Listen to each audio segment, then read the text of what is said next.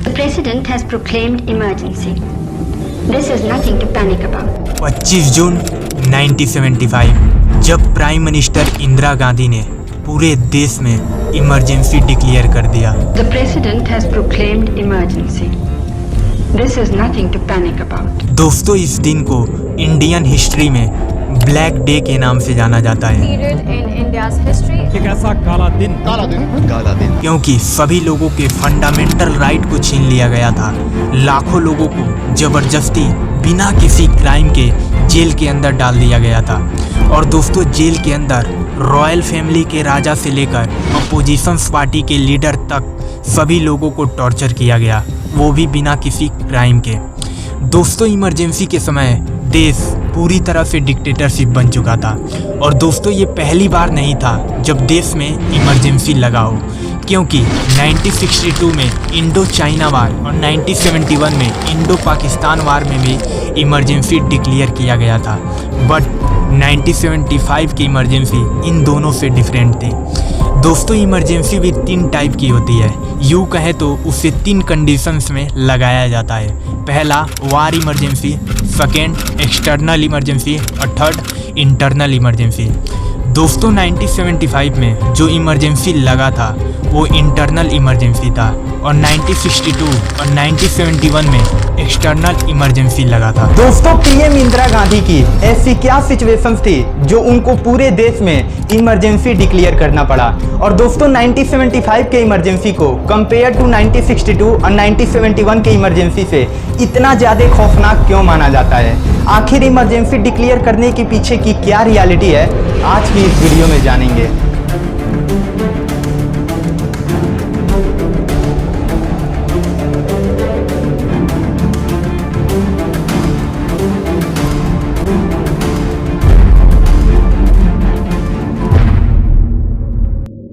दोस्तों, कहानी की शुरुआत होती है 1966 से, जब लाल बहादुर शास्त्री की डेथ हुई और first time Indira Gandhi India की पीएम बनी।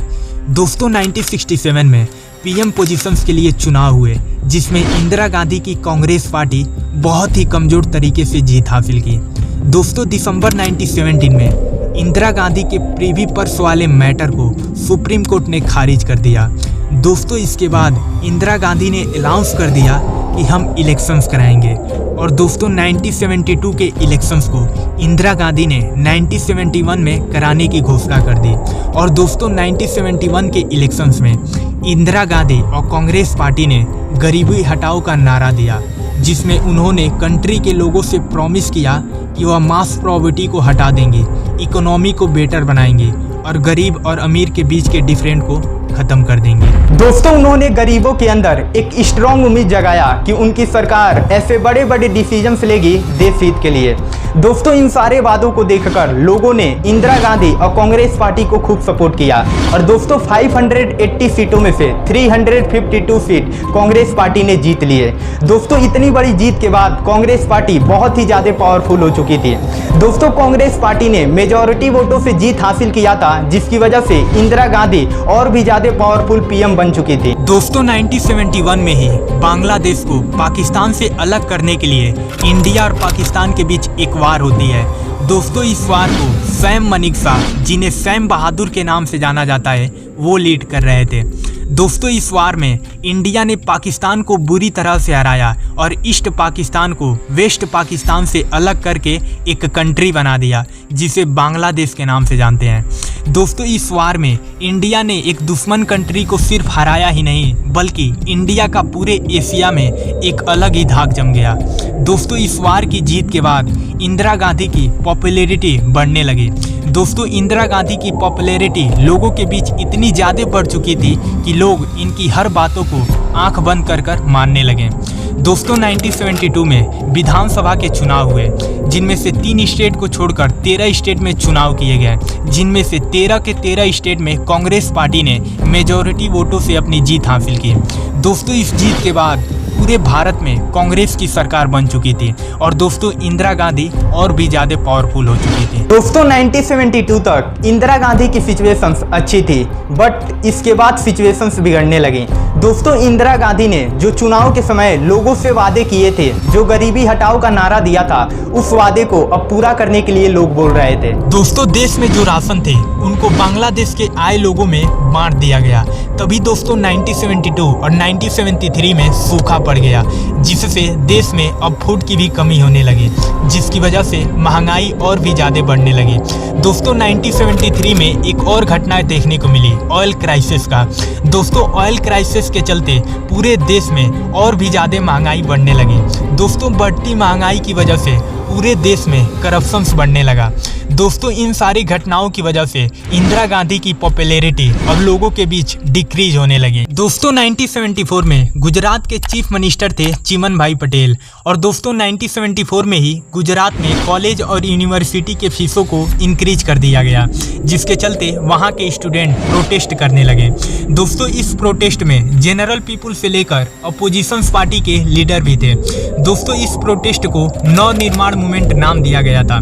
दोस्तों इस आंदोलन का एक ही गोल था, चिमन भाई पटेल को सीएम पोजीशन से हटाना। दोस्तों बिगड़ती हुई सिचुएशंस को देखकर इंदिरा गांधी ने चिमन भाई पटेल को सीएम पोजीशन से हटा दिया और दोस्तों गुजरात में री इलेक्शंस की घोषणा कर दी। दोस्तों गुजरात आंदोलन से इंस्पायर्ड होकर मार्च 1974 में ही बिहार में एक और आंदोलन शुरू हुआ। दोस्तों इस आंदोलन को जाने माने freedom fighter JP Narayan lead कर रहे थे। दोस्तों इस बिहार मूवमेंट को जेपी मूवमेंट के भी नाम से जाना जाता है। दोस्तों जेपी ने लोगों को पीसफुल होकर प्रोटेस्ट करने के लिए बोला था, बट ये प्रोटेस्ट वायलेंट में कन्वर्ट हो गया। लेकिन दोस्तों इंदिरा गांधी समझ चुकी थी कि अगर गुजरात की तरह अगर बिहार की भी कंडीशंस मान लेती हूँ तो और भी स्टेट में उनके खिलाफ इसी तरह प्रोटेस्ट होने लगेंगे। इसीलिए दोस्तों उन्होंने जेपी के कंडीशंस को मानने से इनकार कर दिया। तो 12 जून 1975 दोस्तों ये दिन इंदिरा गांधी की लाइफ का ब्लैक डे था, क्योंकि इसी दिन 3 ऐसे इंसिडेंट हुए जिसकी वजह से इंदिरा गांधी को इमरजेंसी लगाना पड़ा। दोस्तों 12 जून को ही डीपी धर की डेथ हो गई। दोस्तों डीपी धर इंदिरा गांधी के एक अच्छे सलाहकार थे और दोस्तों यूएसएसआर में इंडिया के लिए राजदूत भी रहे थे। दोस्तों 12 जून को ही इंदिरा गांधी की सरकार गुजरात में गिर जाती है और दोस्तों जो सबसे बड़ी झटका लगी वो थी 1971 का इलेक्शन। दोस्तों इंदिरा गांधी ने 1971 में जहां से इलेक्शंस जीती थी वो थी रायबरेली, और दोस्तों रायबरेली में उनके अपोजिशन लीडर खड़े हुए थे वो थे राजनारायण सिंह। दोस्तों इंदिरा गांधी की जीत के बाद राजनारायण ने इलाहाबाद हाई कोर्ट में इंदिरा गांधी के ऊपर केस कर दिया कि उन्होंने गलत तरीके से चुनाव जीता है। दोस्तों इस केस की रिजल्ट 12 जून को ही आ गई, जिसमें 2 आरोपों के चलते इंदिरा गांधी के चुनाव को डिक्लेयर कर दिया गया कि उन्होंने अनफेयर तरीके से चुनाव जीती है।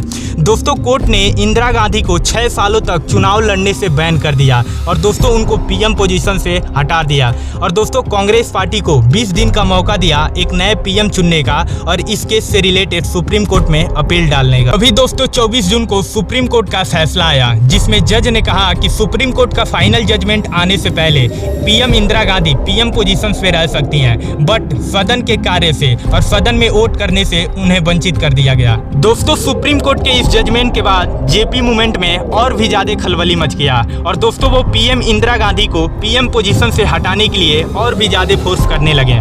दोस्तों जेपी मूवमेंट में जितने भी अपोजिशन पार्टी के लीडर थे वो सभी शामिल हो गए और दोस्तों जेपी ने इस मूवमेंट में देश के पुलिस और फोर्स को भी आंदोलन में शामिल होने के लिए बोलने लगे। वो कहने लगे कि ऐसी सरकार के बातों को मानना बंद कर दीजिए जो सुप्रीम कोर्ट के आदेशों को ना मानती हो। इस आंदोलन में इंदिरा गांधी के घरों को लाखों की संख्या में लोग घेरने वाले थे, जिससे इंदिरा गांधी ना घर से बाहर जा पाएंगी ना बाहर से कोई अंदर जा पाएगा। दोस्तों इस सिचुएशंस को हैंडल करने के लिए और अपनी पावर दोबारा रिटर्न करने के लिए 25 जून को इंदिरा गांधी ने आर्टिकल 352 के अनुसार इंटरनल डिस्टरबेंस होने की वजह से पूरे देश में इमरजेंसी डिक्लेयर कर दिया और दोस्तों 26 जून को जेपी जेपी, चरण सिंह, मोनार्जी देसाई, अटल बिहारी जैसे सारे अपोजिशन पार्टी के लीडर को गिरफ्तार कर लिया गया और दोस्तों जेपी मूवमेंट एक झटके में समाप्त हो गया। दोस्तों इमरजेंसी के समय 1 लाख से भी ज्यादा लोगों को अरेस्ट कर लिया गया, वो भी बिना किसी क्राइम के। दोस्तों आज के पीएम नरेंद्र मोदी अरेस्ट होने की डर से सिख का भेष धारण करके घूम रहे थे। दोस्तों इमरजेंसी के चलते इंदिरा गांधी की पावर वापस आ गई थी और दोस्तों सारे न्यूज चैनल वालों को अपने कंट्रोल में कर लिया था। दोस्तों किसी भी न्यूज चैनल वालों को इंदिरा गांधी के बारे में लिखने से पहले सरकार से परमिशन लेना होता था। दोस्तों इसी दौरान इंदिरा गांधी ने कॉन्स्टिट्यूशन में 42वां अमेंडमेंट करके हाई कोर्ट के लगाए गए फैसले को खारिज कर दिया और दोस्तों सुप्रीम कोर्ट के फैसले को भी रद्द कर दिया। तो देश का पॉपुलेशन कम करने के लिए इमरजेंसी के दौरान लाखों लोगों का नसबंदी किया गया, जिसमें 1000 पीपुल की डेथ हो गई। दोस्तों 1977 में इमरजेंसी को हटा दिया जाता है और देश में इलेक्शंस कराने की घोषणा कर दी जाती है। दोस्तों इस इलेक्शंस में इंदिरा गांधी हार जाती हैं और जनता पार्टी अपनी सरकार बनाती है। दोस्तों ये पहली बार था जब आज़ाद भारत में कांग्रेस पार्टी को छोड़कर किसी और पार्टी ने अपनी सरकार बनाई थी। लेकिन दोस्तों 1980 में फिर से इलेक्शंस होती है और कांग्रेस पार्टी जीत जाती है और अगेन इंदिरा गांधी देश की पीएम बन जाती हैं। दोस्तों उम्मीद करता हूँ कि इमरजेंसी से रिलेटेड ये रियल स्टोरी आपको अच्छी लगी हो। अगर वीडियो अच्छी लगी हो तो वीडियो को शेयर करके इस चैनल को सब्सक्राइब कर लीजिएगा, क्योंकि हम ऐसे अमेजिंग वीडियो आपके लिए लाते रहते हैं। मिलते हैं अगली वीडियो में, तब तक के लिए जय हिंद।